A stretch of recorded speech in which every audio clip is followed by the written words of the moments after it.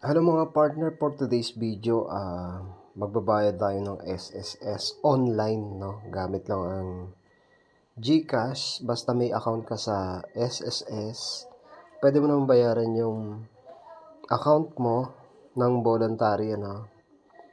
Kahit hindi ka na pumunta mismo sa SSS, so babayaran mo na lang yung SS mo gamit ang GCash. Tsaka, kailangan meron ka ng online. So, kung wala ka pang online, punta ka lang sa SSS, tapos sabihin mo, mag-create ka ng online. Ngayon, kung may online ka na, alam mo na yung user ID mo, tsaka password mo, ayan. Pwede ka na magbayad online. So, ganito yung gagawin natin, step by step, ano. So, una, buksan mo lang yung account mo. Ayan. So, kasunod na ditong video to. At kung hindi ka pa nakapag-subscribe sa YouTube channel ko, i-click mo lang ang subscribe button para updated ka sa next kong video. Ayan mga part, so buksan lang ninyo yung payment reference number, yung PRN. Yan, tapos click lang ninyo itong contribution. After ng contribution, ito lang itong voluntary. Click lang ninyo yan, voluntary, Tapos sa pinakababa, lalagay ninyo yung premium, 750.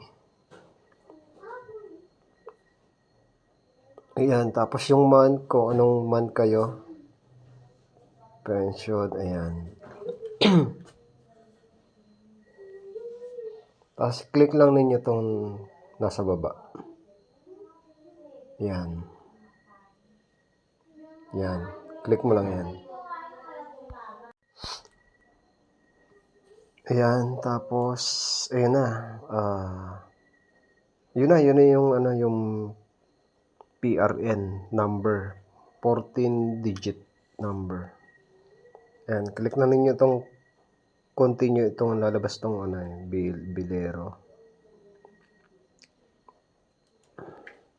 Kasi pag cellphone yung ginamit, hindi hindi lumalabas yung Siguro sa pag hindi lang kailangan i-update siguro yung cellphone. Ayan. So click lang ninyo 'yan. Tapos lalabas na yung yung pinaka PRN. Ayan na. Ayun na. Yan na yung pinaka PRN. Yan yung kukuhanin mo yung 16-digit number na yan para mabayaran mo sa GCash. So, kapag na-lista mo na yung PRN number na yan, punta ka na sa GCash. Pwede mo nang bayaran sa GCash yan. Sorry, 14 number pala. Ito na mga partner, nag-appear na yung binayad ko na 750 ngayong December. So, ito na siya. So, December 2025. So, meaning, on the spot siya nag-a-appear. Ayan, hello mga partner. Halimbawa, nandito na kayo sa GCash nyo, no?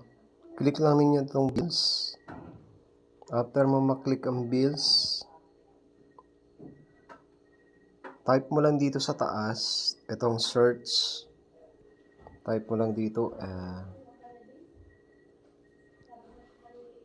SSS. Ayan. Tapos, i-click mo na itong SSS. Ito na mga part, ilagay mo lang dito, 750, kung magkano babayaran mo, Tapos, pagdating dito, ilalagay mo lang yung 14-digit PRN, payment reference number. Yung lumabas kanina na sample, ayan.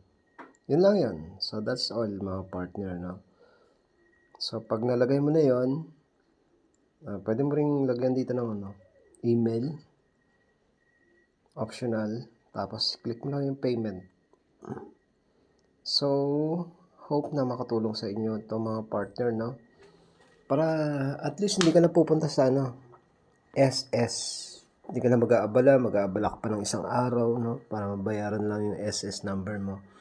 Pwede na pala ngayon sa online. Pwede ka na magbayad sa ibang online. So, ang alam ko lang ngayon GCash. So, siguro sa ibang payment, meron pa rin siguro. Hindi yan mawawalan. Okay. So, at kung hindi ka pa nakapag-subscribe sa YouTube channel ko, i-click mo lang ang subscribe button para updated ka sa next kong video.